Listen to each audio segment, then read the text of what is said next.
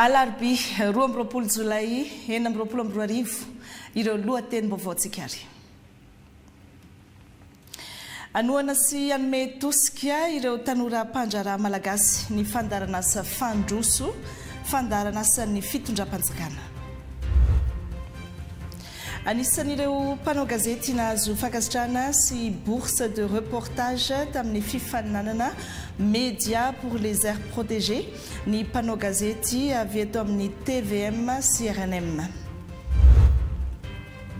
Hiditra amin'ny andiany faharoa ny tetikasa fisoratana anarana biometrika ny desima indray no isana ny fanatanterahana ny tetikasa manerana nosy fa tsy ny prodigie intsony.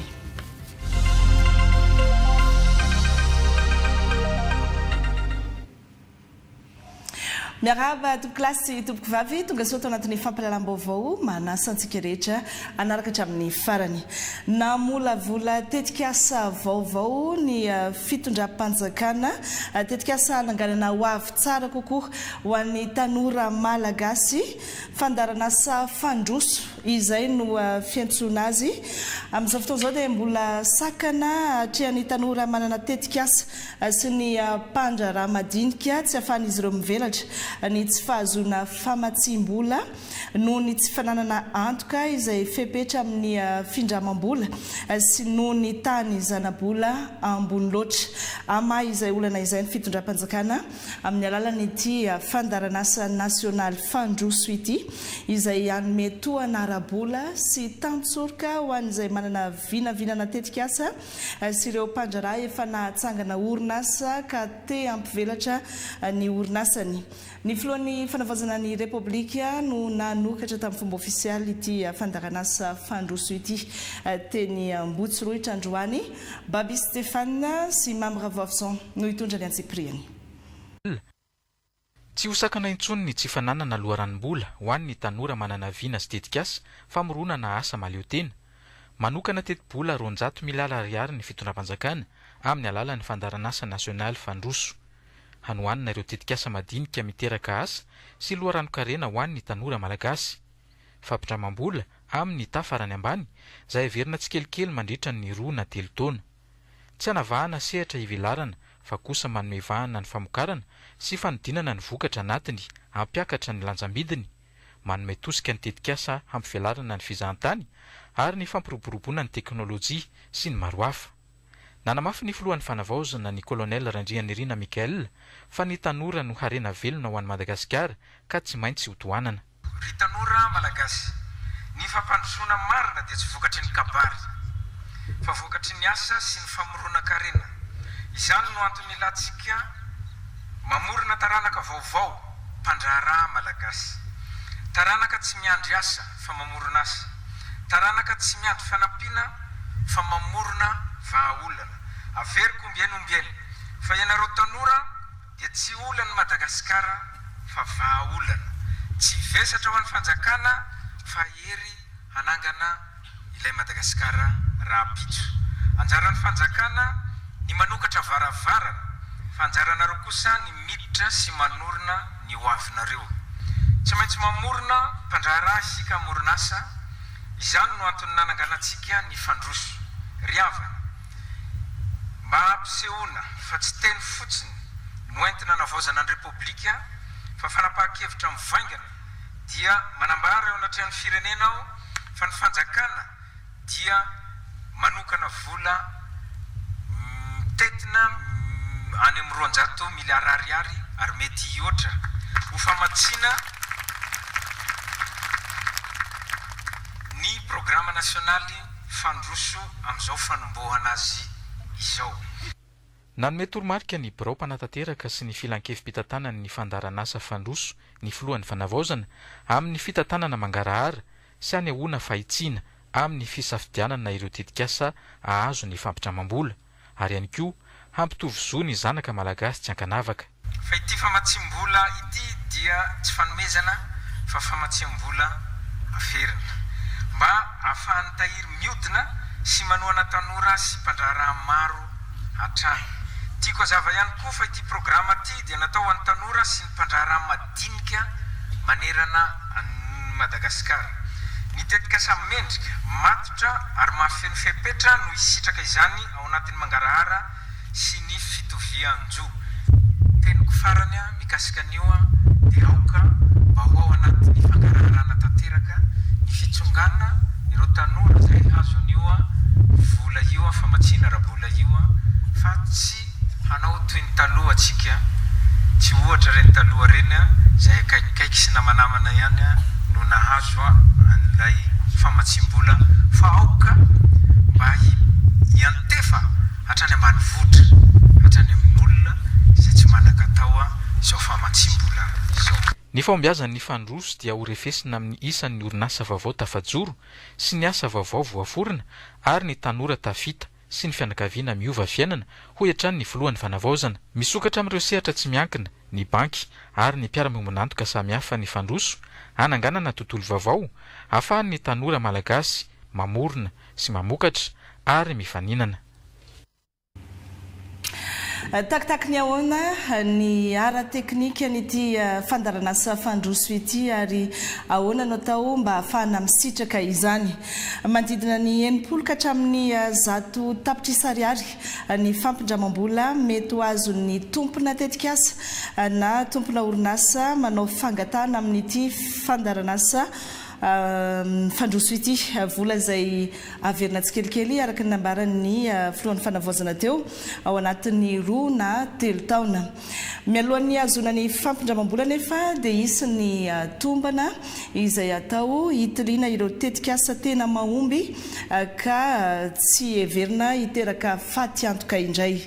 Ny andindin'izay mbola hoentin'ny Baby Stéphane sy Mamy Ravavosontrany. Fanohanana rabola sy tantsoroka ho an'ireo manana vinavina tetikasa sy ireo mpandraharaha madinika ny fandaranasa nasionaly fandroso samy azo anjara na ireo voamaniry hamorona asa sy hanangana orinasa vaovao na ireo fa manana orinasa mitsangana ka mikasa ny ampivelatra azy kokoa. Ny huile essentielle moa ny tena efa misy efa natao ka ampivoatra anazy bebe kokoa amizay amparitaka anazy national international ny tanjona. Ny akora ahodina zany dia ny vanille ny jirofo satria io moa zany misy any aminay any tena maro. Raha hoe ataoko hoe vanille amin'ny vidiny teneniko vanille Reclos amin'le tsara ohatra hoe tokony 300 000 francs izy ny vidiny dia matafavoaka any amin'ny 1 million de francs zany raha ohatra ka le valeur n'ilay Reclos iny zany no avadika amin'ny raha ny marché national zany reny pharmacie dia reny magasin de cosmétique reny dia ary ilain'ny tsena iraisam-pirenena io. Ny anahy zany resaka fanampiana leka ambody any aminay le izy satria tena vitsy kely ny olona manampy ny kambody any aminay dia tena rehefa ohatra hoe vita mibaka zareo dia tsy manohy mianatra intsony zareo dia tena mampalahelo anay le izy satria ny olona avy any aminay tena tia mianatra dia ao anatin'izay fanampiana hoe te mba hanampy an zareo zany hoe tsy hijanona eo amin'ilay baka fotsiny fa mba hisondrotra hianatra foana. Tiretsiretiko vinavinako amin'ny tetikasa io zany satria ty ponina ay ambovombe agny miaigna amin'ny famboliagna mihitsy ty akamaroa ty tena hovilianana zany hanangana ohatsy hoe na masoandro efa mpanao solaire avao zany tsy manambola zahay afaka hiviliana azy indrindra amin'ny resaky rano satria olagna zahay ny ty rano ty agny dia manakory ty fomba fandenagny rano iaby azo azy. Misy sokajoroa ny fandroso tsiry no natokana ho an'ireo voanorina asa na orinasa maleotena. Tafita kosa ho an'ireo orinasa efa mitsangana saingy mila fanohanana rabola ampivelarana azy kokoa. Tsiry dia natao ho an'ireo tanora vao manomboka ireo vao hiditra amin'ny tontolon'ny fandraharana. Ho an'ilay tanora manana hevitra, ho an'ilay tanora manana tetikasa saingy tsy ampy fitaovana hanombohana. Ao amin'ny tsiry dia tsy ny vola ihany no omena fa izy fiofanana, izy fanorona, izy fanaraha-maso ary izy fanohanana. Ny sehatra rehetra mamorona rena sy asa dia raisina avokoa. Ny tsiry dia afaka mamatsy tetikasa hatramin'ny 80 tapitrisa ariary arakaraka ny fahamatoran'ny tetikasa sy ny fanombanana ataon'ny komity. Ho an'ireo efa saina nomboka ny diany amin'ny fandrarana kosa dia misy ny atao hoe tafita. tafita izay tolobola faharoa ao anatin'ny fandroso ary ny teny filamitra dia hoe mampiakatra ny varim-piainana. Misy ireo efa nanangana orinasa, efa miasa, efa mamokatra ary efa mamorona asa. Mila milina sy fitaovana vaovao ohatra, mila manitatra ny famokarana, mila miditra amin'ny tsena vaovao, mila reny vola matanjaka anohizana ny fitombony. Ho an'izy ireo indrindra no namoronana ny tafita. Tafita dia natao hamatsy vola mihoatra ny 80 tapitrisa ariary hatramin'ny 100 tapitrisa ariary ireo orinasa efa mijoro, arakaraka ny habean'ny tetikasa, ny fahamatorany ary ny filany ara-bola ilaina amin'ny fanitarana sy fampandrosoana ny orinasa sy arakaraky ny antoka ihany koa. Fa famatsim-bola averina amin'ny zana-bola ambany dia ambany. Satria ny tanjonay dia tsy hanome vola fotsiny, fa ny atonga an'ilay tetikasa omby sy atonga ilay orinasa haritra, izany hoe ampitsiry mpandrana vaovao manerana Madagasikara. Ho an'ireo izay manana tetikasa mazava ka liana amin'ny fandroso dia azo atao ny mitsidika ny tranokala ny fandarana asa na mandefa ny sorotry ny tetikasa ao amin'ny adresin'ny Bureau Foibe, Lot 3i, lalana Général Ratsimandrava, Soanerana Akadimbahoaka.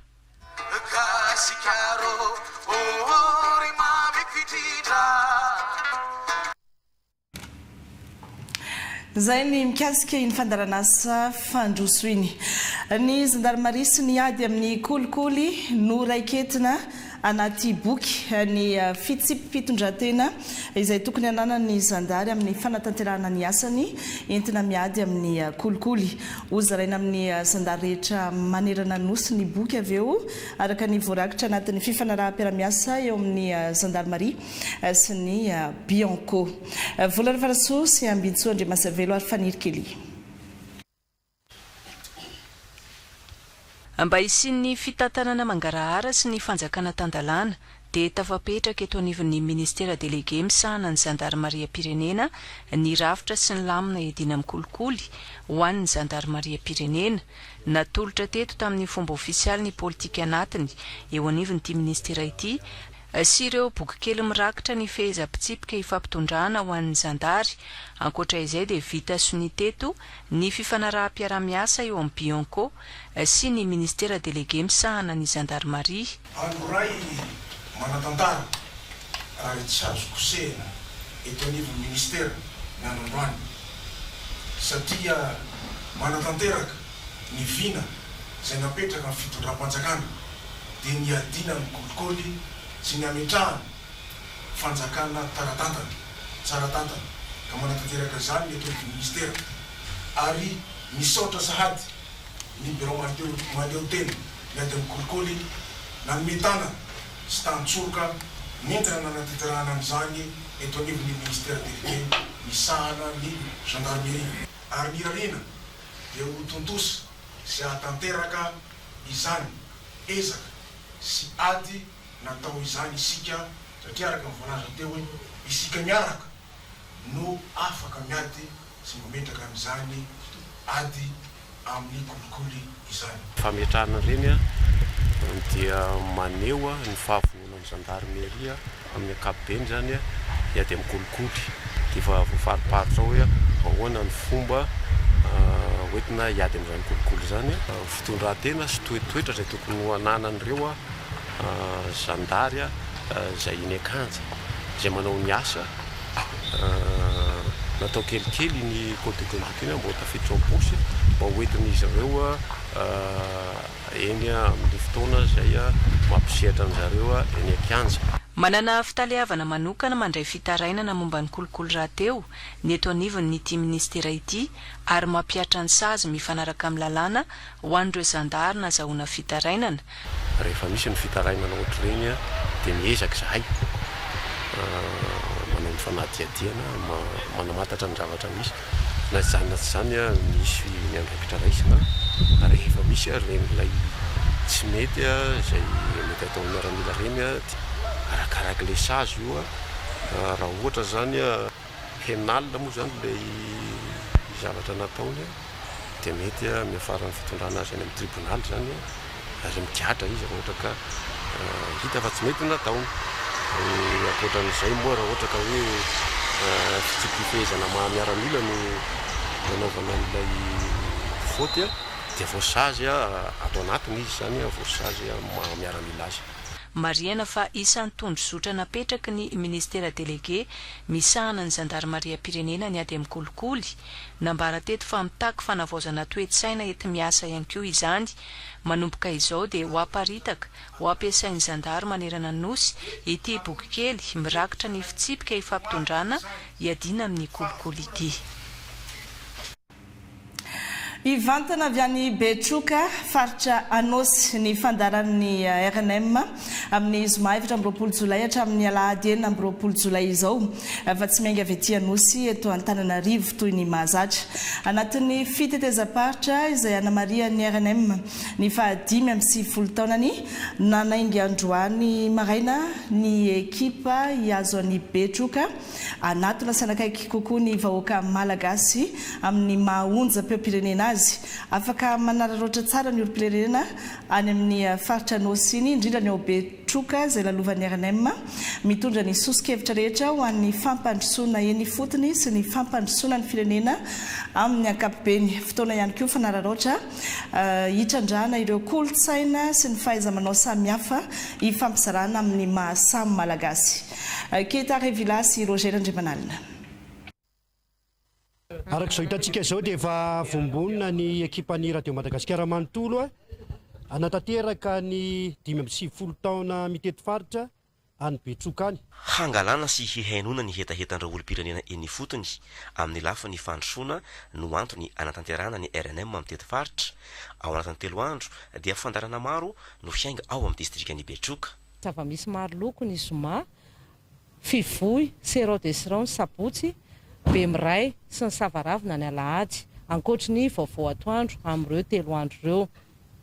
Savaravina iova endrika manokana ao anatin'ny mitety faritra satria ady hevitra eny fotony zany ankoatra an'ireo mpanao gazety izay anentana ny fandarana dia ireo vahoaka malagasy ihany koa ireo olo-pirenena ao amin'ny distrikany Betroka zany afaka andray anjara mivantana hantany mivantana ireo tompona ndraiky mpanjakana izay mahefa eny fotony hamaly ny fanontaniana manitikitika ny amin'ny tondrana ny fandrosoana eny anivon'ny distrika sy eny anivon'ny faritra eny anivon'ny commune izay hitondrana nyty RNM amin'ny tety faritra ity ny onjam-peo-pirenena amin'ny hoe manelanelana ny mpanapa-kevitra ny fitondram-panjakana sy ny vahoaka malagasy ny olo-pirenena izay antom-pisiny ny onjam-peo-pirenena averiko ihany izay mety hoe maro ireo olo-pirenena vahoaka eny fotony eny tsy manana fahafahana hiteny ao anatin'ny zany Radio Madagasikara izany hany hoe netaetany dia manantona manakaiky azy ireo ny onjam-peo-pirenena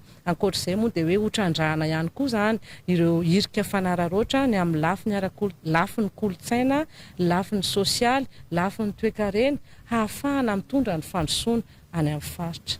Ireo toerana tena sarodalana no nisafidianana hanatanterana ny RNM amin'ny tety faritra toy ny any Betroka ary hitohy any amin'ny distrika hafa ny hetsika ao aorian'izao izay tafiditra ao anatin'ny fankalazana ny fahadimy amin'ny 10 taona ny Radio Madagasikara araka ilay tara-kevitra hoe mety ahirin'ny vakoka menana ankehitriny mihavao ho amin'ny hoavy.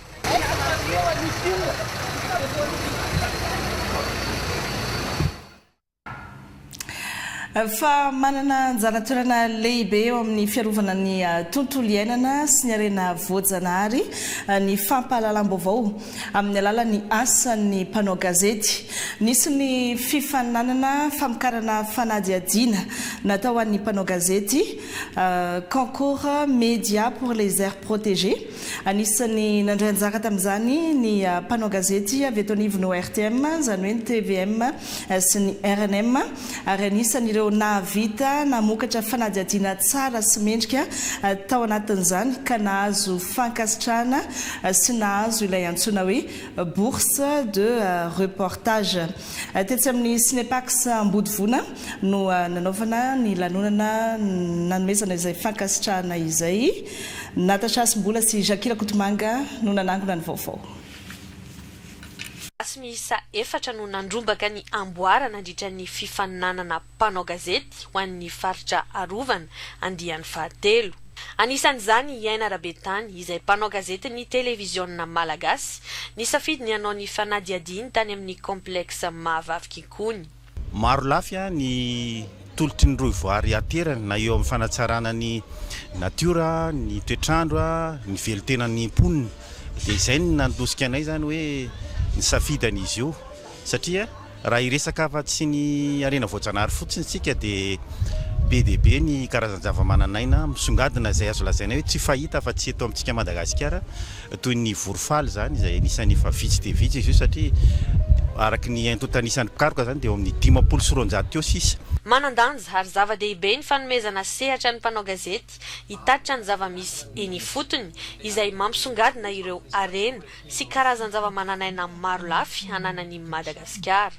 Nisokatra ho an'ny sokajy 4 ny fifaninanana, ny televiziona, ny onjapeo, ny gazety an-tsoratra ary ny gazety anabaka. Ho an'ny sokajy onjapeo dia i Philippine Rasoafara avy ao amin'ny Radio National Malagasy sy Amico Filbert avy ao amin'ny Radio Antsivabe Morondava no nandrobaka ny Amboara. Teo amin'ny sokajy gazety an-tsoratra kosa dia i Ando Randrianarmanana avy ao amin'ny gazety Jejo no nahazo ny vatsim-pikarohana. Na dia izany azy, tsy ampy ny sehatra ahafahana miresaka mikasika ny tontolo iainana eto Madagasikara. Fatsapanay aty amin'ny hainao manjerim-panjakana zany hoe mila ampiana ny sehatra iresahana ny tontolo iainana eto Madagasikara satria ny kamaroany ohatra mpizahatany mihoatra ny 700 isan-jato dia ny zavaboary ny andehanany eto. Dia ny kolontsaintsika sy ny fomba fiainana amin'ny ankapobeny eto Madagasikara koa dia mbola voafatotra ao anatin'ny fananantsika ny zavaboary. Nefa ny hita fa vitsy ny sehatra iresahana resaka zavaboary sy tontolo iainana zany amin'ny hainao manjerim-panjakana ka tsy avy aty amintsika ihany fa na mpisehatra amin'ny tontolo iainana koa mila mifanantona zany hoe inona ny tombotombonana azy kokoa mba hipaka amin'ny ankamaroan'ny malagasy. Niakatra ny tapavitrian'ireo mpanao gazety tamin'ity andiany fahatelo ity, nahatratra 13 ny fangatahana voaray manerana ny nosy. Zava-dehibe ny fandraisana anjaran'ireo mpanao gazety avy ao amin'ny hainao manjerim-pirenena.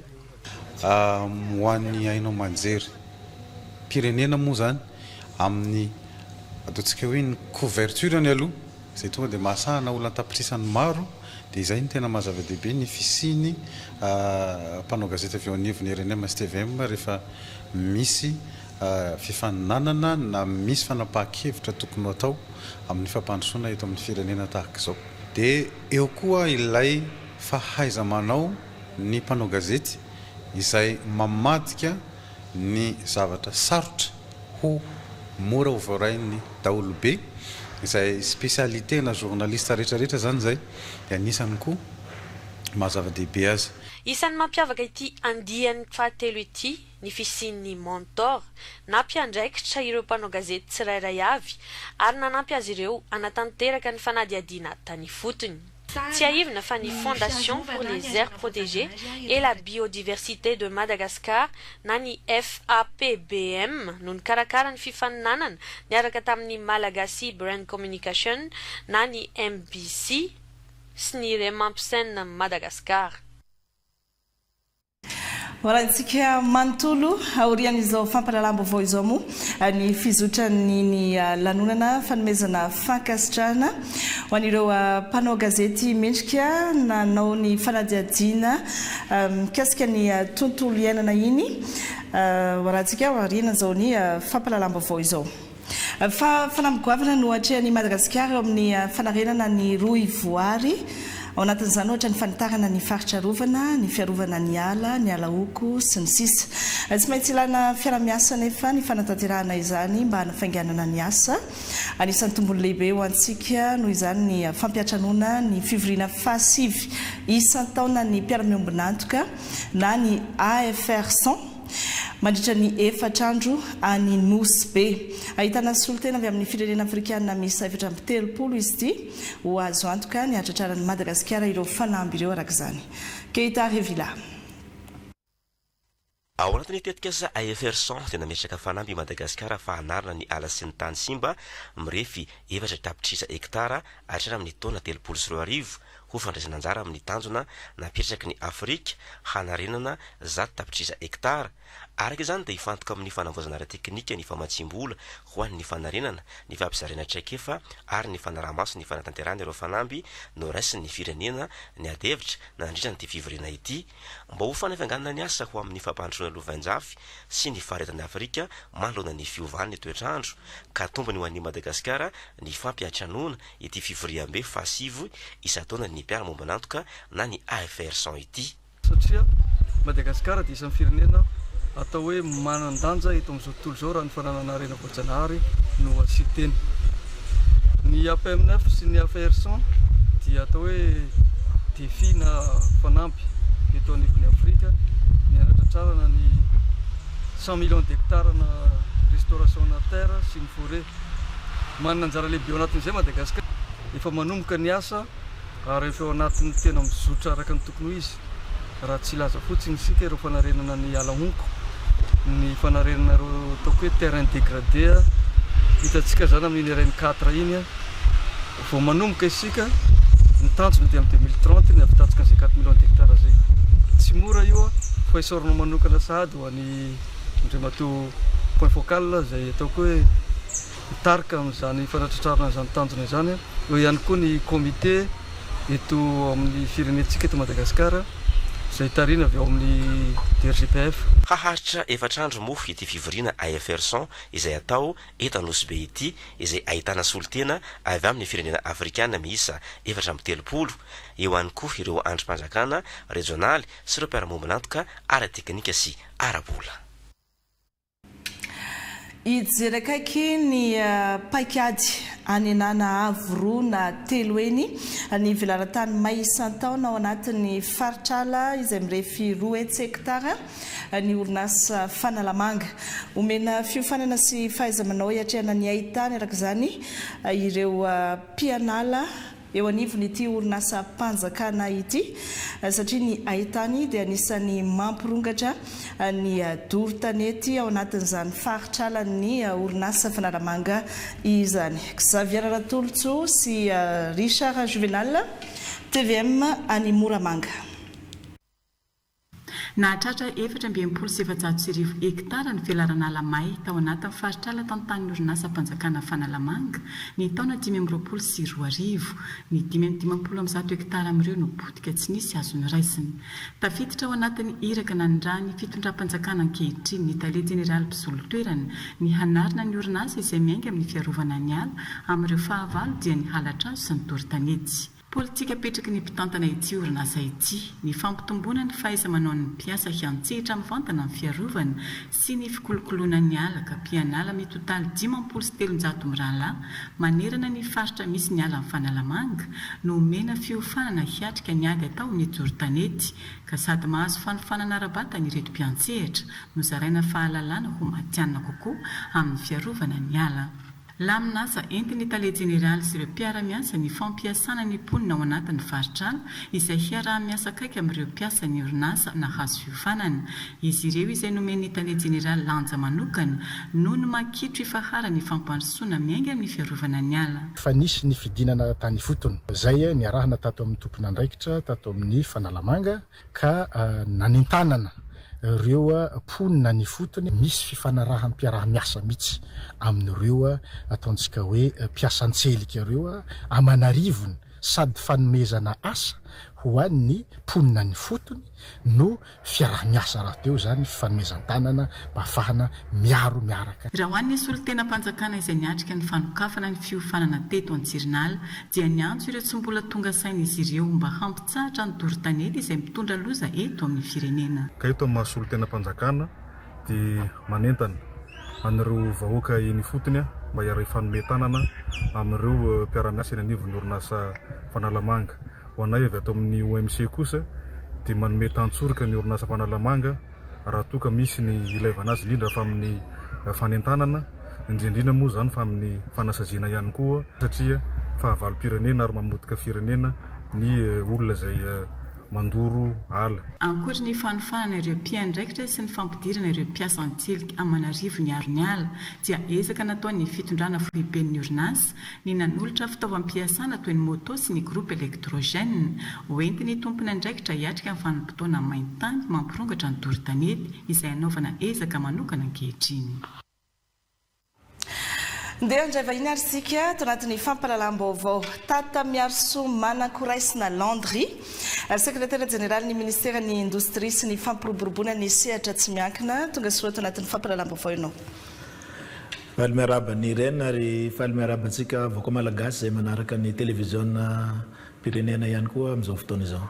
Ya, raha mpitso dia isy hetsika lehibe karakarainareo anivon'ny ministeran'ny indostria sy ny fampiroboroboana ny sehatra tsy miankina antsoina hoe PCP na hoe Programme for Country Partnership. Izy io dia hetsika hanomezan-danja ny mpandraraha malagasy sy ny tontolon'ny sehatra tsy miankina izany. Avy hatrany dia ento ary azava amin'ny ampijerantsika hoe inona ity PCP ity zava-dehibe ho an'ny Madagasikara ve izy ity?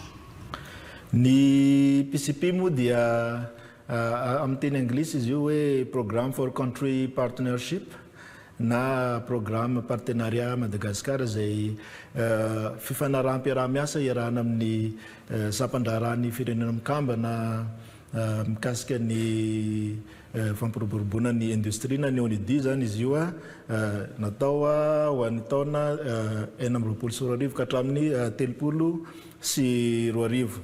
Izy io dia rafitra stratégique iarahan'ny gouvernemanta malagasy sy ny ONIDI miasa mba hanoanana ny fandaran'asa nasionaly momba ny fampiroboroboana ny industrie.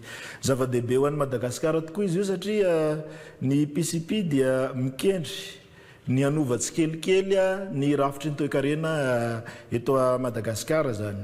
Anisan'izany ny fampitombona ny fanodinana ny arena eto amintsika zany eto an-toerana. Fa tsy hoe hanondrana akora fototra foana antsika fa zavatra voahodina tena hoe hanova ny rafitry ny toe-karenantsika zany no ataontsika zany. Zay anisan'ny mahazava-dehibe azy amin'ny voalohany. Izy io koa dia mikendry ihany koa ny hanamafisana ny fahafahamfanina ny orinasa sy ny vokatra malagasy satria mbola marefo ihany tsika ao anatin'izay dia anisan'ny tanjona kendrenao anatiny koa zany zay hanamafisana ny fahafahamfaninana ny orinasantsika sy ny vokatra malagasy zay dia eo indrindrandrindra ihany koa ny famoronan'asa satria ny industria zany dia mikendry an'izay famoronan'asa zay koa zay asa mendrika ho an'ny tanora indrindrandrindra sy ny vehivavy ary ny fampidirana ny orinasa malagasy amin'ny rojo-pamokarana sy tsena iraisam-pirenena na iraisam-paritra aty Afrika ohatra koa sy ny eran'izao tontolo izao. Zay zany tena tanjona lehibe mahazava-dehibe an'ity PCP ity.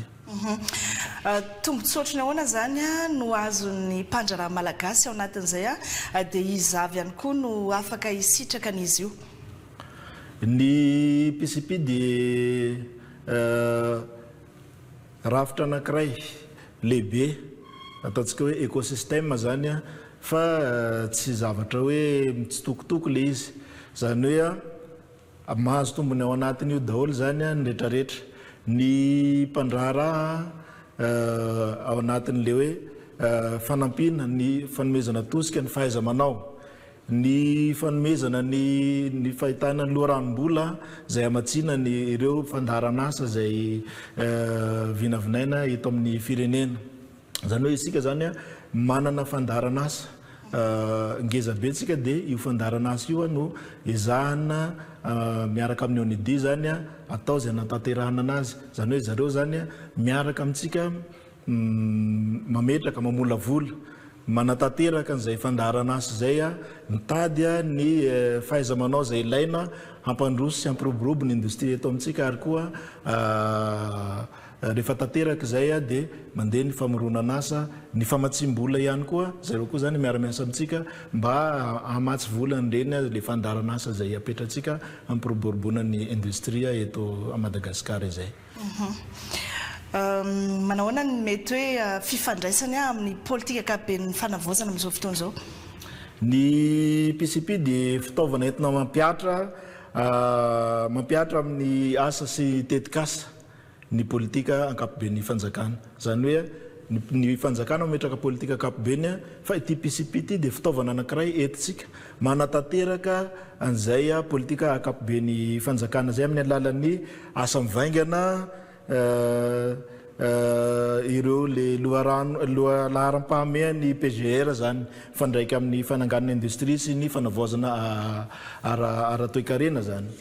Ny PCP dia fitaovana lehibe hitondrany fanjakana vahaolana amin'ny fanamorana ny famoronana asa amin'ny alalan'ny fampiroboroboana ireo rojo-pamokarana ny fananganana foto-drafitrasa industrialy ary ny famoronana sy ny famohana vokatra zany.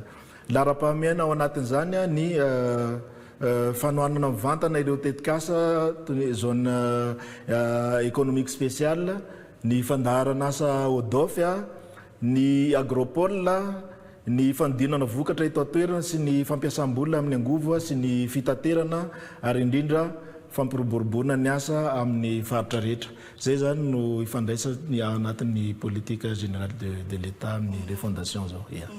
Mety manana anjara ao anatin'izany fe ny orinasa madinika sy salatsalany satria ireo no tena betsaka eto amintsika.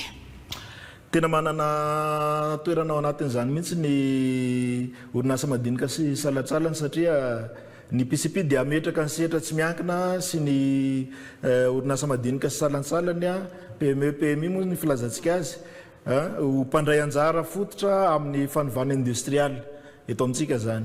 Zany hoe hanampy azy ireo amin'ny fanatsarana ny famokarana sy ny kalitao ny PCP amin'ny alalan'ny fiofanana ara-teknika, ny ara-pandrarahana, fanavaozana fitaovana sy ny fomba fiasa. Dia amorony ihany koa fidiran'ny famatsim-bola sy ny fanokafana tsena na eto atoerana na eny amin'ny raisam-pirenena satria ny tanjona rehefa mamokatra tsy vitany hoe mamokatra fotsiny fa mamokatra mba hisy mpanjifa ho tonga eny amin'ny mpanjifa sy ny amin'ny tsena ny vokatra vokarina zany na eto atoerana zany na nivelana. Zay zany no mazava-dehibe ty PCP ty ho an'ny ireo sehatra madinika zay mbola vao miainga. Tolo-tanana tantsoroka be da be ho an'izy ireo zany fisin'ity PCP ty. Ento ary ny afatra amafisy tsara hoe aiza nanaovana ny hetsika rahampitso amin'ny firy. Ny fampahafantarana ny PCP amin'ny fomba ofisialy moa zany rahampitso satria izy io zavatra fanaraha-piaramiasa ny arahany tsika gouvernemanta malagasy sy ny ONIDIA dia ho ampahafantarina ho fantatry ny bese maro zany izy io eny amin'ny CCI Ivato manomboka amin'ny sivora zay eo ambany fiahian'ny filohan'ny fanavaozana colonel Andrianirina Mikael eo ambanin'ny fiahian'ny premier ministre lehiben'ny gouvernemanta ihany koa dia anasana ireo mpiara-movonantoka maro dia maro isan-karazany zay ho tonga ao. Ka ny afatra lehibe dia zao hoe andao sika hiaraka anangana Madagasikara vaovao mandroso ao anatin'ny firoborobony industria ka hiaranova ny hareny Madagasikara ho vokatra ary asa ampandrosoana maharitra ho an'ity Madagasikara ity ho an'ny malagasy rehetra. Akasitrada fianao ianao ny vahiny tato anatin'ny fampahalalam-baovao dia mirary soa anareo anivon'ny ministère de l'industrie sy ny fampiroboroboana ny sehatra tsy miankina.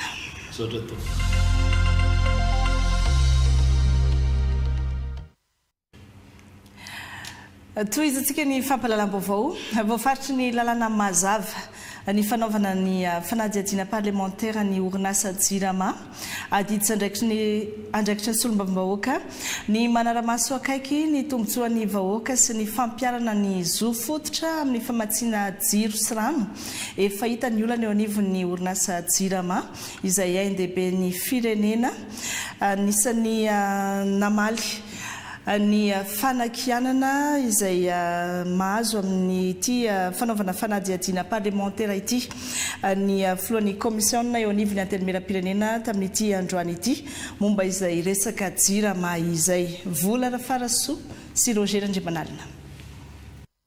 Tsy maintsy ho tohizana ny enquête parlementaire momba ny olana misy eo anivon'ny orinasa JIRAMA ny lalàna sy ny fitsipika anatiny mifeny antemera-pirenena no manery ireo solombavambahoaka anatanteraka izany fa tsy fitsapahana velively amin'ny asan'ny mpanatanteraka hoy Petra Kotoniaina ny tombontsoan'ny tanindrazana no mibaiko izy raha namaly ireo mpanakiana ity dingana efa miroso ity. Ny ordonnance 2014-001 portant loi organique fixant les règles relatives au fonctionnement de l'Assemblée nationale, modifiées par les lois organiques 2014-034, ary amafisiny fitsipianatin'ny Assemblée nationale, reo no lalàna afahanay manao ny enquête parlementaire. Voalaza ny lalàna io mazava tsara fa ny enquête parlementaire dia atao amina orinasa mpanjakana na sampandraraha-mpanjakana ilaina anaovana fanadihadiana satria mety misy olana dia miainga amin'izay fanadihadiana zay no afahana manao tolo-kevitra manatsara manisy mba hanarenana n'ilay orinasa. Tsy marina ny zavatra lazainy, tsy mizabaka amin'ny asan'ny mpanatanteraka izahay. Ny zavatra faharoa dia le hoe izahay manao populisme. Asa miatra manainana izy te efa fantatrareo fa misy fampitahorana. Ary marina io fa tsy hoe rekiresazesaka, misy fampihorohoroana. Marina io satria nahoana le olona voakasiky ny eketeny misy mafia. Misy mafia. Ny sarisary zany dia hoe hena igny ambavan'ny voay no alainay teny zany. Voay fantatsareo tsara ny atao voay. Ambavan'ny voay igny hena igny dia alainay teny. Zay ny ty asa ataonay ty. Olona ny gioka tombosoa mihopapana. Efa fotoana lava be no horavanay fa tsy maintsy ataonay ty asa ataonay ty.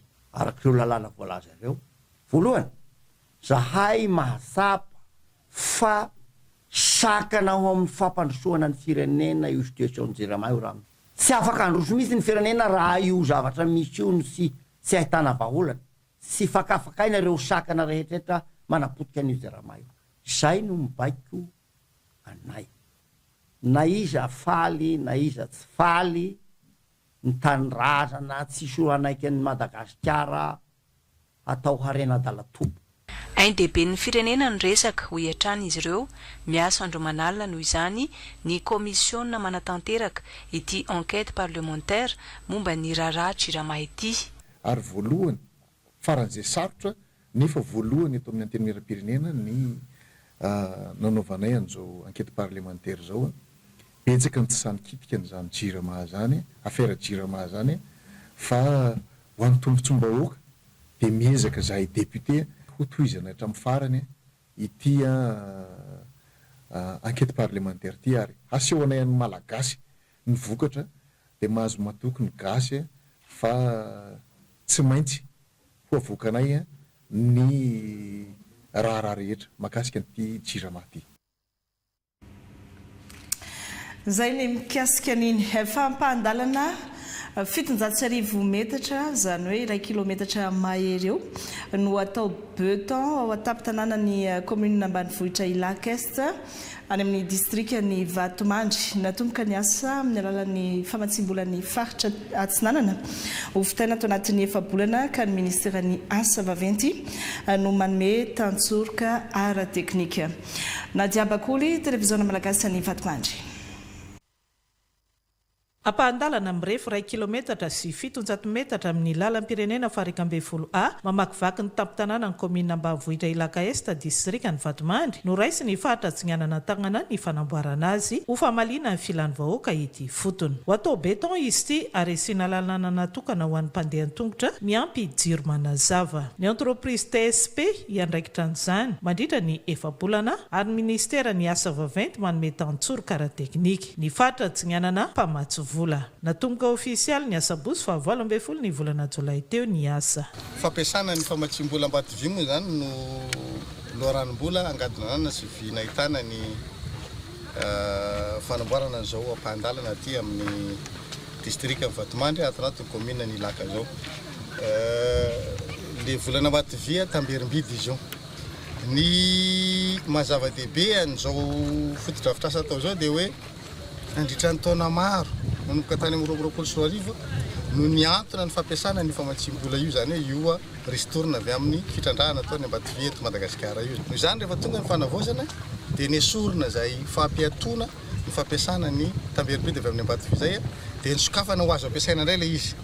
Ny mahatonga an'izao fahafahana manao lalana sy manao fotodrafitrasa lehibe zao zany dia satria ny angona ilay vola tafakatra hatrany amin'ny 100 miliara ariary dia ny anjaran'ny fatratsana zany zao tia hoentiny anaovana lalana sy asa fampandrosoana aty amin'ny distrika tsirairay ao anatin'ny faritra zay. Ho eto dia misaotra foana zany amin'ny fanavozana hoe sady avozana ny toe-tsaina ny fotom-pisainana no avozana ny fitantanana ra-panjakana dia mirositsika makany amin'ny fampandrosoana.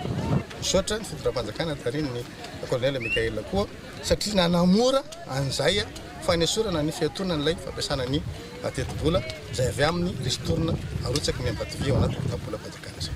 Samy sitraka fotodrafitrasa gaovana araka filany avokoa ireo distrika 7 mandravitra amin'ny faritra Atsinanana ho fanatanterana hafapanantenany ny fitondrana fanavozana amin'ny fanantonana akaiky ny vahoaka ary fihainoana ny maharary azy. Dia feno zay aloha amin'ny titaony ity ny distrika 7.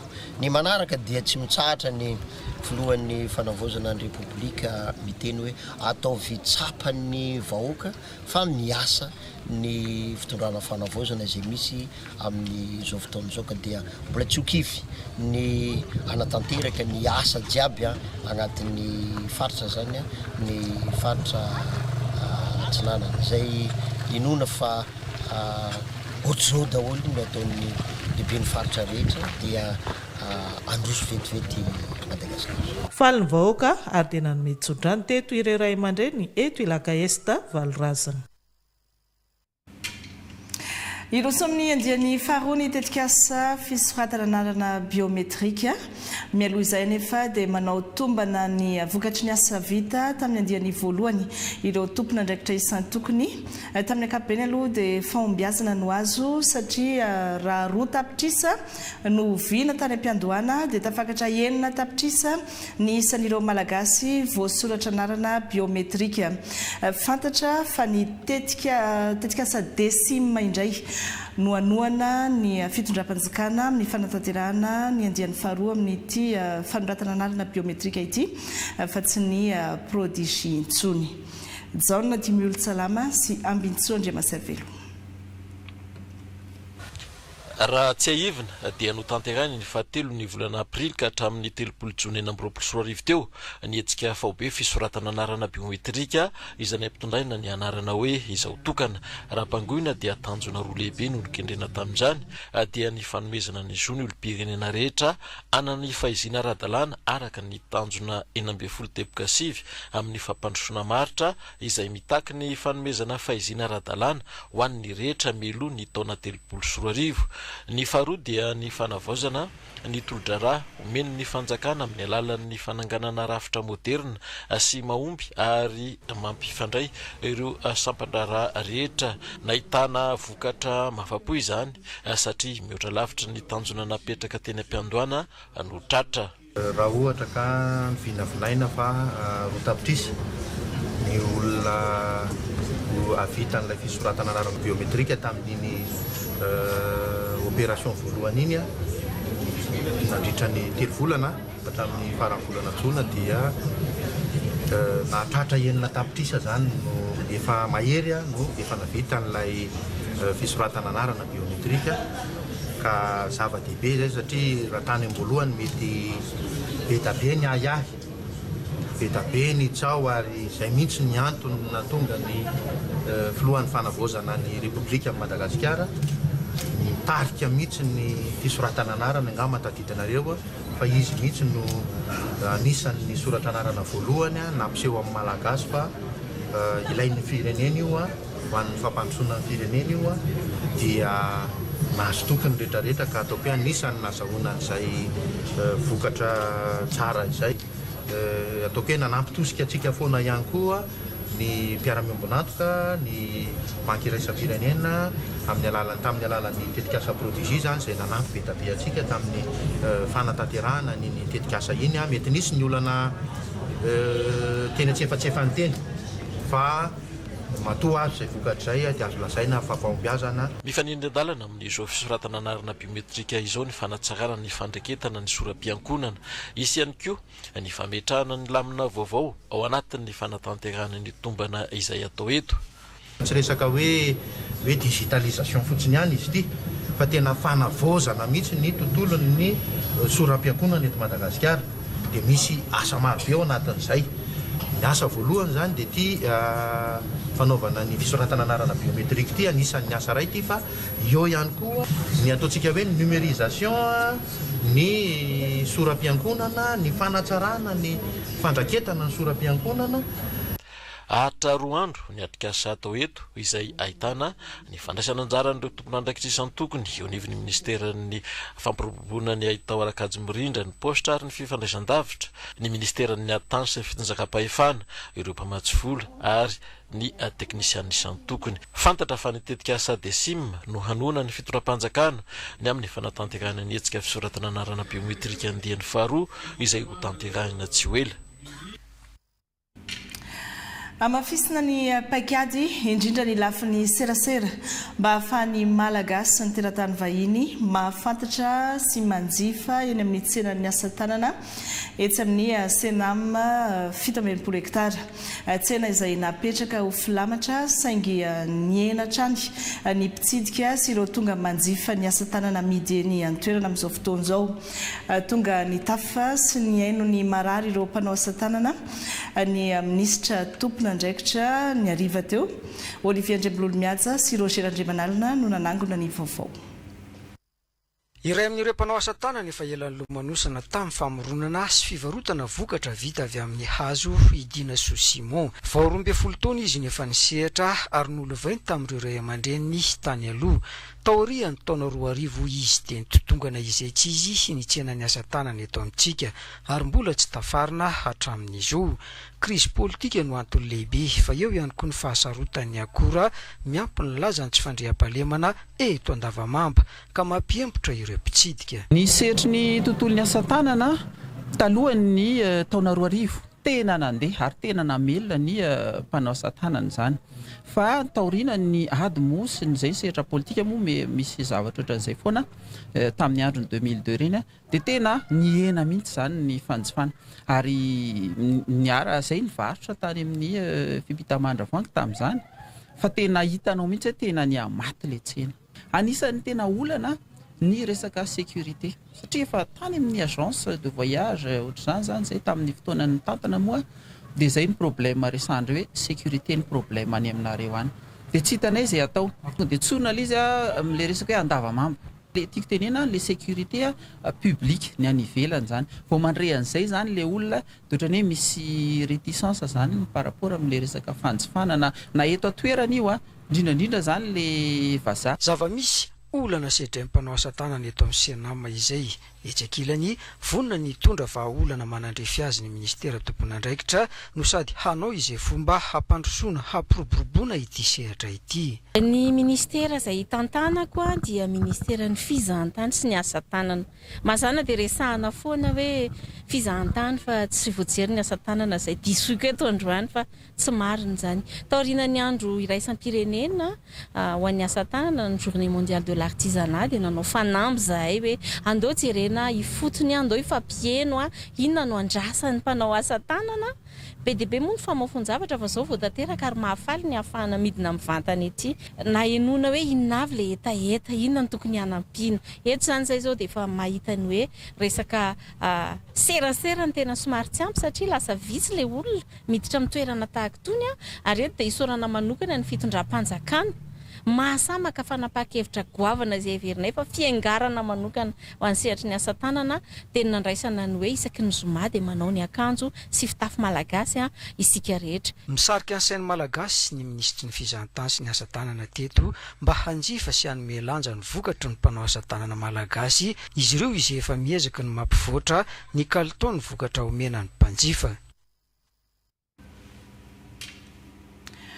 misaona ny tontolo ny asa fanaovana gazety banga iray ny fianakaviambe ny mpanao gazety eto Madagasikara no dimandy omaly i Alpha Léon mpanao gazety efa taonany maro tao amin'ny fahitalavitra record anisan'ny mpiasa voalohany niara-ny ainga tamin'ny fahitalavitra record tany amin'ny taona 1970 mpanolotra vaovao i Alpha Léon ary nitalany andraikitra tony an-dahatsoratra teo anivon'ny fahitalavitra record nampiavaka azy ny fampianarana sy ny fanorona ireo zandry taty aoriana amin'ny sehatry ny asa fanaovana gazety 20 taona izy izao nindaosin'ny fahafatesana izao nandalo tsy fahasalamana ary efa nanaraka fitsaboana herinandro maromaro saingy izao nifara tamin'ny fahafatesana izao any Saint Augustin any Toliara ny tandrazany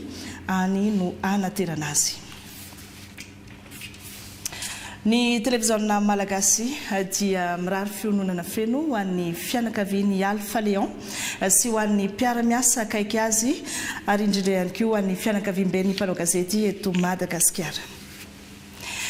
Fa mialohan'ny sarantsika dia tsara ihany ny mampatsiafa ho arahintsika manontolo aorian'izao fampalalam-baovao izao ny lanonana nanomezana fankasitrahana ireo mpanao gazety namokatra fanadiadiana mikasika ny tontolo iainana na ilay antsoina hoe concours média pour les aires protégées izay nahazon'izy efatra mianada mpanao gazety efatra mianada fankasitrahana sy ilay antsoina hoe vatsim-pikaroana na bourse de reportage aorian'ny fampalalam-baovao zao zany no anarantsika izay akasitransika rehetra nanaraka ny fampalalam-baovao hatramin'ny farany akasitrany ekipa rehetra rampitsondray mirary sorto klasy tompoko vavy.